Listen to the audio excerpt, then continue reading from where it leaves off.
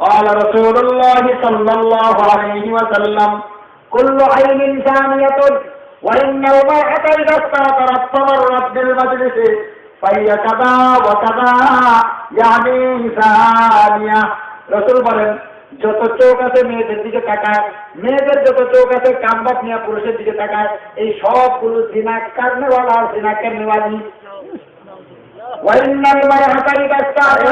মহিলারা যখন ঘরের থেকে আতর গোলাপ ব্যবহার করিয়া বের হয়, মার্কেটে যাওয়ার জন্য, স্কুল কলেজে যায়, পুকুর বাড়ি, খানার বাড়ি, মামার বাড়ি যায়, আতর ব্যবহার করে, গোলাপ ব্যবহার করে, উত্তরের বাতাস বা দক্ষিণের বাতাসে পুরুষ পালের নাকে গন্ধ নেয়, পুরুষ পাল্লাম এত সুগ্রাম কোথায় আছে, আবার ওই দিকে তাকায়, তখন ধীরে ধীরে খারাপ কল্পনা করে তাদের থেকে স্বাদ হাসিল করে।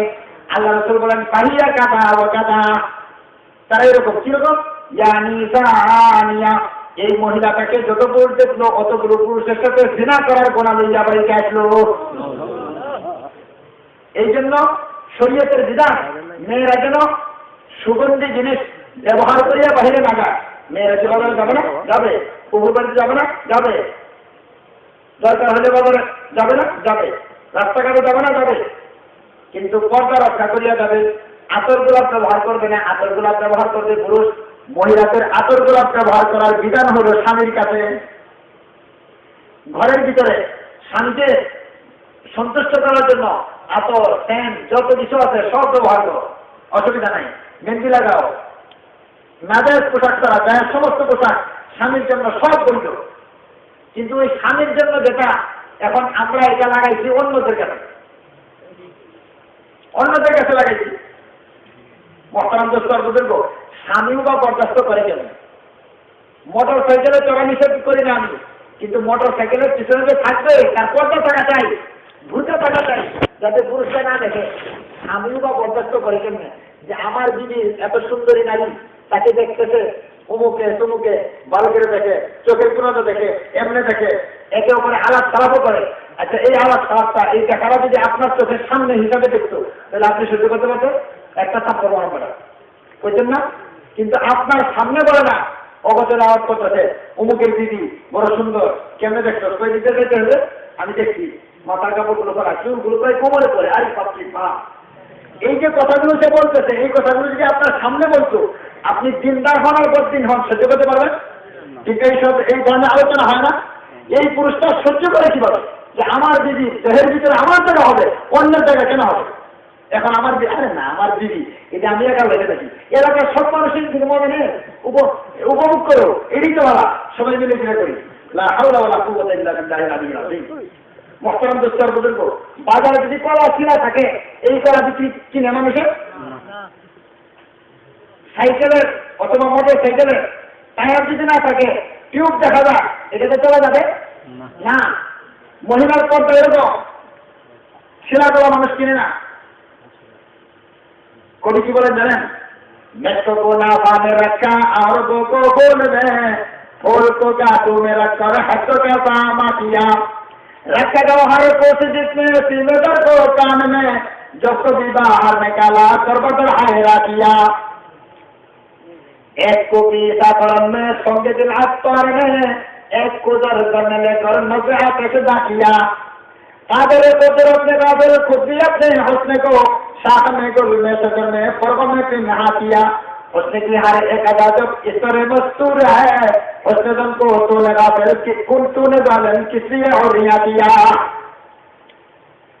কবি বলেন সৌন্দর্যের যত জিনিস আছে সবগুলোকে গোপন রাখতে আল্লাহ। মহিলাদের সৌন্দর্য হলে পর্দার ভিতরে থাকা।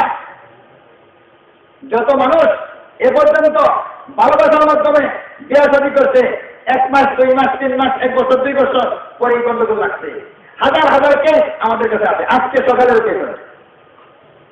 আগে কি আপনার জীবনের ব্যাপারে বোঝেন নাই? কবে তো আগে দেখছি তার দোষ না, আগে দেখছি তার গুণ, কোনো দোষ প্রকাশ পায় নাই। এখন তো দেখতেছি দোষের অভাব নাই। এই দোষ যদি আগে জানতাম তাহলে বিবাহ করতাম না। এই বিপদ আমার। কবি কি কয়? মেট্রো को नाफा में रखा और को बोल में देखो আল্লাহর পদ্ধতি কি। মেট্রোকে হরিণের নাভির ভিতরে গোপন রাখছে, কস্তরি গোপন না, মেসকো কোনা পামে রাখা আর বকো ফুল মে, ফুলের ভিতরে গন্ধকে গোপন রাখছে, হরিণের মাটির ভিতরে মেসকোকে গোপন রাখছে। মেসকো কোনা পামে রাখা আর বকো ফুল মে, আর ফুলের মধ্যে গন্ধকে গোপন রাখছে। ফুল কো কাটো মেরা করে হাতো কাটা মাটিয়া, আর ফুলের রাখছে কাটার ভিতরে, এই কাটার ভিতরে রাখিয়া হেফাজতের একটা ব্যবস্থা করতে হবে। रखा गवार को जिसने सीने सर को कान में, मणिमुक्ताके समुद्रेर नीचे झिनुकेर भितरे गोपन राखছে।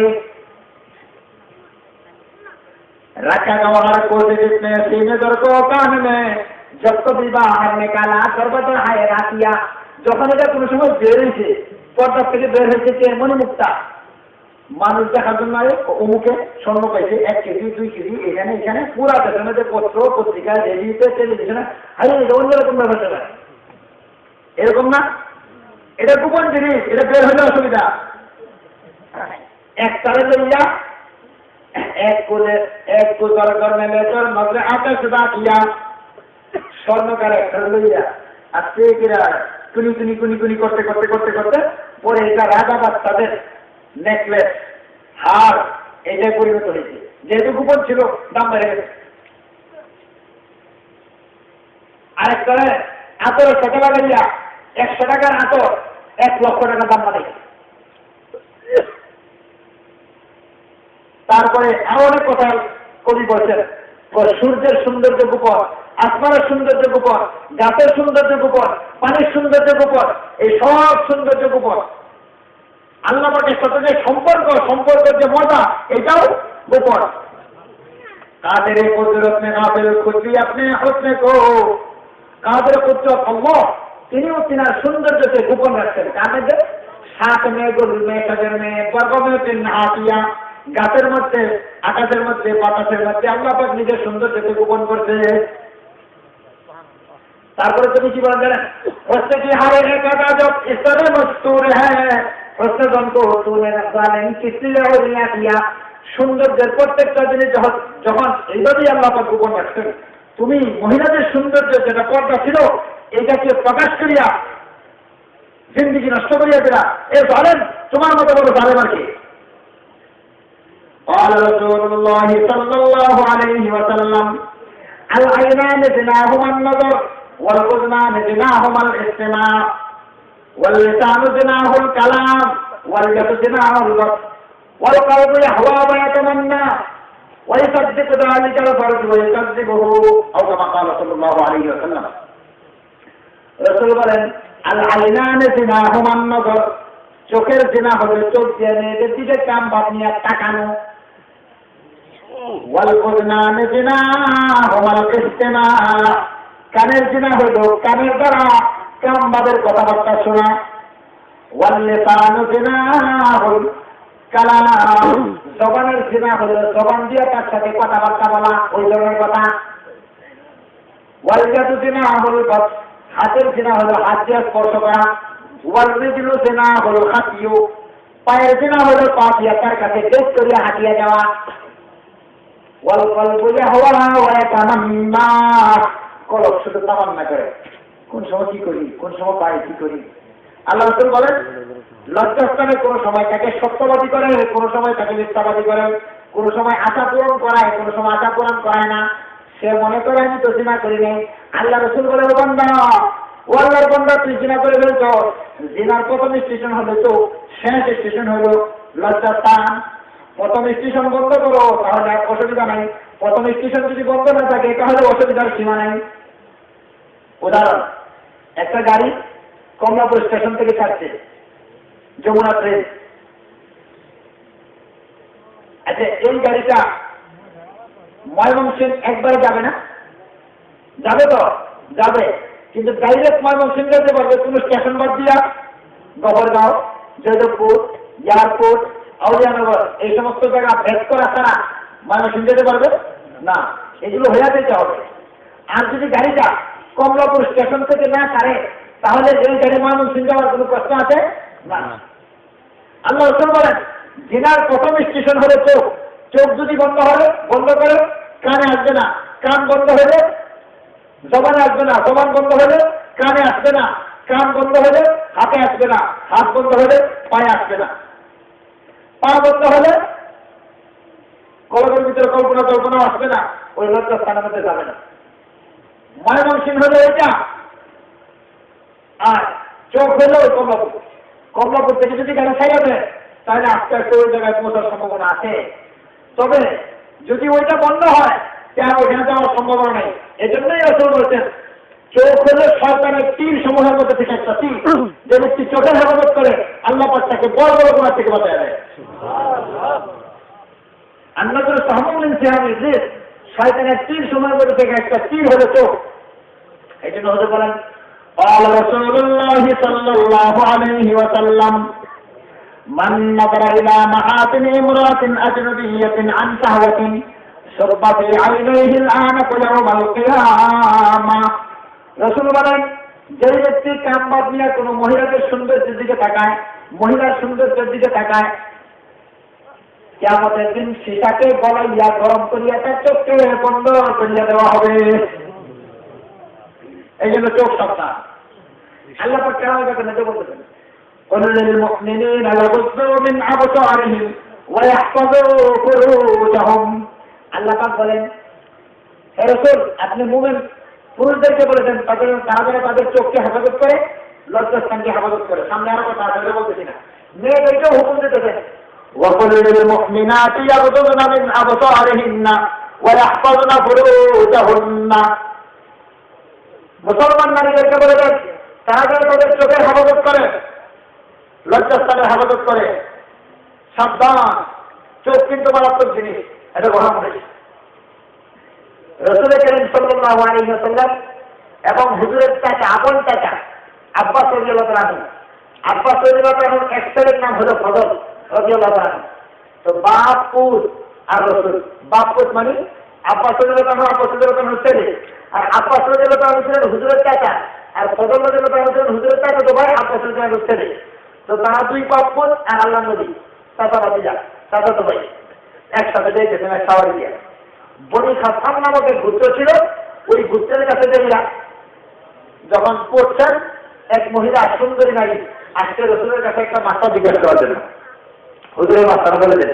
তো রসুল যখন মাস্তা বাতাইতেছেন ওই সময় হুজুরের চাচা তো ভাই আব্বাস রাদিয়াল্লাহু আনহুর ছেলে, সে যে যুবক পুরুষ বাপ তো আছে, শেখ তো পুরা, মেয়েটার দিকে তাকাইছে, একটা সুন্দরী নারী তাকাইছে, মেয়েও তার দিকে তাকাইছে, যুবতী নারী, যুবক পুরুষ, চার চোখ মিলে গেছে। এবার রসুল সাল্লাল্লাহু আলাইহি ওয়াসাল্লাম এইভাবে দেখেন মাথাকে তৈরি ঘুরে হযরত মাথায় ঘুরে ফাকাল আল আব্বাস, তখন আব্বাস রাদিয়াল্লাহু আনহু বললেন লিমা লাওয়াইতাহু কায়দানা আমনি, কেন আপনার চাচাতো ভাইয়ের মাথাকে অন্যদিকে ঘুরাইয়া দিলেন? ফাকাল রাসূলুল্লাহ সাল্লাল্লাহু আলাইহি ওয়াসাল্লাম, তখন হুজুর বললেন রাআইতু সাবান ওয়া সাবাতান ফালাম আমানিশ শাইতান আলাইহিমা। রাসূল বলেন আমি একজন পুরুষ যুবক আরেকজন যুবতী নারী, এই দুইজনকে তাকিয়ে দেখছি, চার চোখ হইয়া গেছে। আমি নবী, আপনি তার পিতা, আমার চাচা, আপনারা দুজন চাচি, তারপরেও আমি শয়তানকে নিরাপদ মনে করি নাই। শয়তানে এখানে ঢুকা দিয়া ধ্বংস করিয়া দিতে পারে। এবার চিন্তা করেন, সাহাবীর ব্যাপারে বলা হয়েছে এরা জাহান্নামে যাবে না, এরা জান্নাতি, 1000 বছর কোন সময় জাহান্নামের হাসপাতালেও যাবে না। লা তামাসসুন্না মুসলিমান রাআনি আও রামান রাআনি, সাহাবীরাও জান্নাতে যাবে না, সাহাবীদেরকে যারা দেখছে তারাও না জান্নাতে না, জাহান্নামে যাবে না। সাহাবীরাও জাহান্নামে যাবে না, তাবিঈনরাও জাহান্নামে যাবে না, এরা সবাই কি জান্নাতি। এবার চিন্তা করে দেখেন, রাসূল বলতেছেন আমি শয়তানকে নিরাপদ মনে করি না, শয়তান ঢুকা দিবে, এই জন্য এই কাম করছি আমি। চাচা, এখন বর্তমান যুগে যদি কোনো ব্যক্তি বলে যে আমরা দিনকে পরিষ্কার রাখছি, আমাদের দিনে কোনো অসুবিধা নেই, আমাদের দিন ভালো, আমাদের কাছে যদি মা বোনরা মরিদ হয় কোনো অসুবিধা নাই, তোমরা তো আমার মেয়ের মতো, মেয়ের সাথে কি কোনো খায়তের চিন্তা ভাবনা করা যায়, কোনো আহুতি করা যায়, তাদের অসুবিধা নেই, সরাসরি মুরিদ করাও, তো হাত ধরিয়া মুরিদ করে, সামনে রাখিয়া ওয়াজ কালাম করে। আচ্ছা বলেন তো দেখি, এই লোকটার দিন কি সাহাবীদের দিনের চেয়ে আরো বেশি উত্তম নাকি? নবীর দিনের চেয়ে উত্তম? রাসূল বলতেছেন আপনি আমার দাদা, উনি আমার দাদা তো পারি, আমি শয়তানকে নিরাপদ মনে করছি না। যদিও আমি নবী উপস্থিত, নবীর উপর আল্লাহর কি পরিমাণ রহমত বলেন। আর বর্তমান দিকে বলে চিত্তকরা কয়, হুজুররা কয়, আরে দিনের পর্দা বড় পর্দা, জহিনী পর্দা বাদ দাও, বাতিনি পর্দায় আসো। মস্তান দোস্তর বুজুর্গ, সাবধান, যে সমস্ত পুরুষরা খ্রিস্টানরা সরাসরি মেয়েদেরকে মুরিদ করায়, এই সমস্ত খ্রিস্টানদের কাছে পুরুষরাও মুরিদ হওয়া হারাম, মহিলারাও মুরিদ হওয়া হারাম। আবার বলেন, পুরুষরা মুরিদ হওয়া, আবার বলেন মহিলারা মুরিদ হওয়া হারাম।